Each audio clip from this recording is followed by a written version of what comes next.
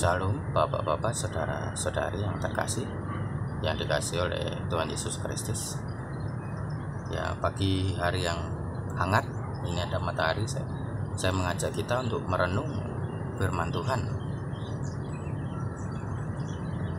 Ketidakpercayaan adalah penghalang kesembuhan ilahi. Ya, saya ambil kisahnya dari Matius 17 ayat 16 17. Aku sudah membawanya kepada murid-muridmu, tetapi mereka tidak dapat menyembuhkannya. Maka kata Yesus, hai kamu angkatan yang tidak percaya dan yang sesat, berapa lama lagi aku harus tinggal di antara kamu? Berapa lama lagi aku harus sabar terhadap kamu? Bawalah anak itu kemari. Bapak ini punya anak sakit ayah. Ya, kalau dipikir-pikir mungkin stres juga dia ya. Sudah dibawa anaknya biar sembuh. Ya, sebagai orang tua tidak mungkin punya anak sudah biar mati aja, yang sakit biar mati saja, tidak usah dipikirin sembuh atau sembuh, yang matilah begitu. Tidak mungkin. Sebagai orang tua pasti juga sebagai keluarga yang menyayangi anaknya. Ya, kalau anak yang menyayangi orang tua itu wajar gitu. Sudah dibawa kemana-mana, ya ada kesembuhan alternatif, ke banyak tabib, ke di mana ada mujizat dicari. Udah kemana-mana, dia mungkin sudah putus asa, sudah stres, ya. Lalu dia bahkan dengar Tuhan Yesus, ketemu murid-murid Tuhan Yesus, dia berikan itu ke murid Tuhan Yesus supaya disembuhkan.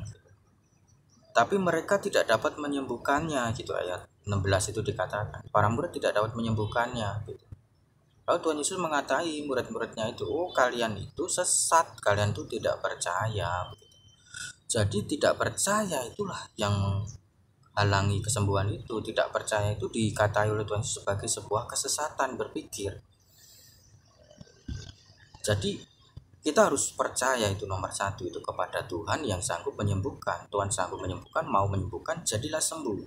Begitu cara kesembuhan ilahi itu. Tidak boleh ada ketidakpercayaan, maka itu disebut sebagai sebuah kesesatan jikalau ada ketidakpercayaan terhadap kuasa Tuhan dalam penyembuhan ilahi. Yaitu dikatakan, kamu angkatan yang tidak percaya dan yang sesat. Itu kalau nggak percaya Tuhan Yesus sanggup menyembuhkan. Itu ayat 17. Lalu saya lanjutkan ayat 19 dan 20. Kemudian murid-murid Yesus datang, dan ketika mereka sendirian dengan Yesus, bertanyalah mereka, mengapa kami tidak dapat mengusir setan itu? Yesus berkata kepada mereka, karena kamu kurang percaya. Gak percaya murid-murid itu. Jadi kalau di dalam hati kita mau sembuh, mau anak kita sembuh, orang tua kita sembuh, saudara kita sembuh, di dalam hati ini harus percaya Tuhan sanggup menyembuhkan, memberikan kesembuhan. Pasti terjadi kesembuhan, Tuhan sudah menyembuhkan. Kalau ada kebimbangan, keraguan, ada masih bimbang, masih tidak percaya sungguh-sungguh, dianggap Tuhan itu kesesatan berpikir, harus diubah. Kita ubah sendiri pikiran kita, hati kita, jikalau kita sesat. Ketidakpercayaan itu menghalangi kesembuhan ilahi. Itu kejadian ketika Tuhan Yesus menyembuhkan anaknya, orang yang sakit ayah sembuh. Kalau keterima Tuhan Yesus, ditemu Tuhan Yesus, sembuh. Setannya diusir keluar. Karena Yesus punya kuasa, percaya, itu enggak ada apa-apa, karena muridnya masih dalam tahap belajar. Tapi di hari-hari kemudian tidak seperti itu. Tuhan percaya, sembuh, dan para murid juga membuat kesembuhan, mujizat di mana-mana. Ya, karena masih belajar. Lalu kisah kejadian di Nazaret saya ngajak untuk merenung. Markus 6 ayat 5 dikatakan, Yesus tidak dapat mengadakan satu mujizat pun di sana, kecuali menyembuhkan beberapa orang sakit, itu pun dengan meletakkan tangannya atas mereka. Yesus tidak dapat mengadakan mujizat di Nazaret karena orang-orang Nazaret tidak percaya. Yesus sanggup menyembuhkan, Yesus memberikan kesembuhan, mereka tidak percaya, lalu tidak terjadi kesembuhan di Nazaret. Bapak Ibu saudara-saudara yang terkasih, yang dikasihi Tuhan Yesus Kristus, kalau versi Matius 13 ayat 58 saya bacakan. Dan karena ketidakpercayaan mereka, tidak banyak mujizat diadakannya di situ, di Nazaret. Karena ketidakpercayaan mereka. Nah, hati kita itu, kita seperti jemaat Nazaret atau bukan? Yang tidak percaya Yesus sanggup memberikan kesembuhan, yang tidak percaya Yesus sanggup menyembuhkan. Jangan seperti jemaat Nazaret, jangan seperti orang-orang Nazaret yang tidak percaya Yesus sanggup menyembuhkan. Itu disebut sebagai sebuah kesesatan oleh Tuhan Yesus Kristus. Tuhan Yesus tidak dapat mengadakan satu mujizat pun di sana. Bukan Tuhan Yesus tidak mau ya, kuasa Tuhan itu sanggup melakukan semuanya kalau Tuhan mau, tetapi Tuhan sengaja membatasi orang yang nggak percaya itu tidak dapat mujizat.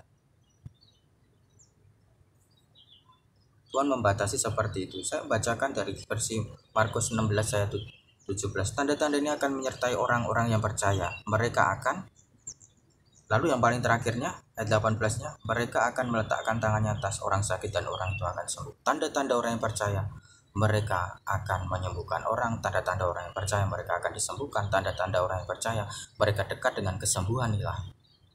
Kalau mereka tidak percaya seperti orang Nazaret, tidak terjadi mujizat. Tapi jika mereka percaya, akan terjadi mujizat. Nazaret itu berkebalikan dengan Genesaret, Danau Tiberias. Saya akan membacakan Matius 9 ayat 20-21. Sebetulnya saya tuh pengen itu membuat kisah itu bercerita itu tanpa membaca begitu ya sebetulnya ya.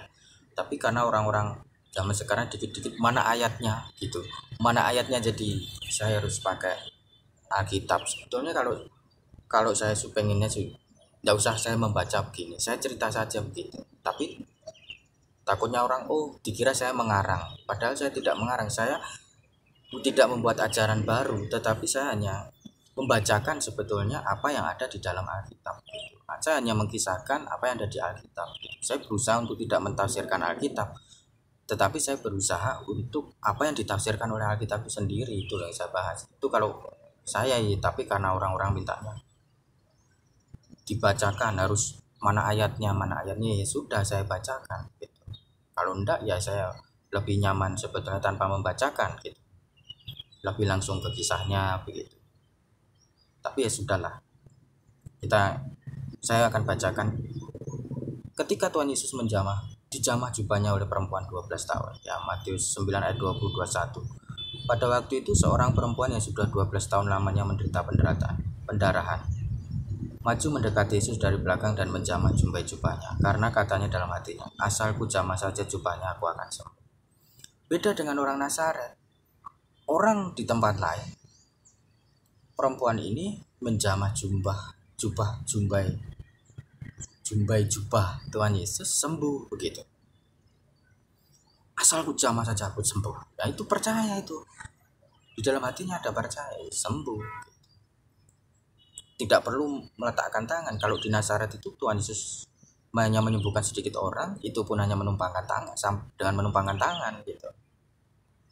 Padahal di tempat lain tidak perlu Tuhan Yesus menumpangkan tangan, orang pegang jubahnya saja, jubahnya itu ya, yang di bawahnya jubah, yang di jubahnya itu sembuh gitu kan. Karena dia percaya. Kalau awalnya memang Tuhan Yesus melalui penumpangan tangan, tapi setelah mereka percaya nggak perlu lagi pakai penumpangan tangan, cuma pegang gitu aja sembuh. Itu bukan cuma perempuan pendarahan 12 tahun, bukan, yang menjamah jubah Tuhan Yesus sembuh, tapi hampir mayoritas di Genesaret itu di Matius 14 ayat 34-36. Setibanya di seberang mereka mendarat di Genesaret. Ya. Ketika Yesus dikenal oleh orang-orang di tempat itu, mereka memberitahukannya ke seluruh daerah itu, maka semua orang yang sakit dibawa kepadanya. Mereka memohon supaya diperkenankan menjamah jubahnya, dan semua orang yang menjamahnya menjadi sembuh. Semua orang yang menjamahnya di Genesaret itu sembuh. Berkebalikan dengan Nazaret, tidak semua orang sembuh begitu.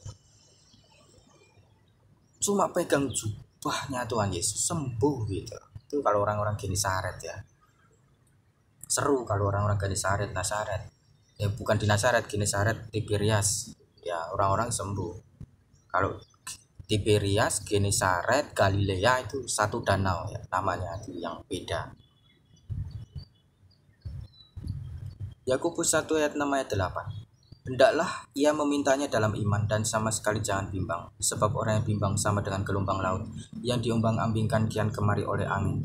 Orang yang demikian janganlah mengira bahwa ia akan menerima sesuatu dari Tuhan, sebab orang yang menduh hatinya tidak akan tenang di dalam hatinya. Bapak Ibu saudara-saudari yang terkasih, yang dikasihi oleh Tuhan Yesus Kristus, kesembuhan ilahi itu penting atau tidak dulu itu kalau bagi keluarganya atau bagi orang yang sakit itu sendiri. Memang ada orang sakit itu pengen sembuh, ada orang sakit pengen meninggal, ada keluarga yang keluarganya sakit, keluarganya itu ingin orang itu sembuh, ada juga mungkin keluarganya ingin dia sembuh ya atau meninggal gitu. Ada, jadi ada yang ingin meninggal, ada yang ingin sembuh, pribadi, keluarga, atau mungkin juga jemaat atau pendeta di situ, atau mungkin dokter atau orang yang menyembuhkan, siapa ingin sepakat sembuh atau meninggal gitu aja. Jadi harus disepakati dulu gitu. Kalau pribadi aku pengen sembuh, kalau pribadi ada yang pengen meninggal ya, itu tergantung keinginan itu sendiri. Jadi Tuhan akan mengabulkan. Aku ingin sembuh, ya sudah, yakin, tidak bimbang ya, seperti orang-orang Genesaret, seperti orang Tiberias Galilea, maka akan terjadi kesembuhan ya, pasti sembuh begitu. Pasti Tuhan akan memberikan kesembuhan. Itulah kesembuhan ilahi. Itulah bedanya kesembuhan ilahi dengan kesembuhan alternatif, kesembuhan medis dan lain sebagainya. Saya tidak merendahkan kesembuhan versi yang lain, tetapi kesembuhan ilahi itu syaratnya dia harus percaya gitu. Dia harus percaya Tuhan Yesus sanggup menyembuhkan ya. Ya sebetulnya orang yang nggak percaya bisa disembuhkan, tapi Tuhan maunya gitu hanya orang yang percaya itu yang berdekatan dengan kesembuhan ya, mau sembuh atau tidak gitu. Koreksi pribadi lalu dimantapkan ya. Kalau pengen sembuh dimantapkan, tapi kalau memang dia memang pengen meninggal ya sudah, mau gimana di dalam hati ya. Yang tahu di alam bawah sadar adalah orang yang sakit itu sendiri, yang tahu adalah keluarganya itu, masing-masing keluarganya itu, atau yang melakukan kesembuhan itu gitu. Mantapkan dulu pengen meninggal atau sembuh. Kalau pengennya sembuh harus percaya, hilangkan ketidakpercayaan, yakin, lalu berdoa dengan sungguh-sungguh terus, pasti akan terjadi kesembuhan gitu. Jadi kembali kepada hati nurani, kembali kepada hati ya. Terima kasih. Tuhan Yesus memberkati.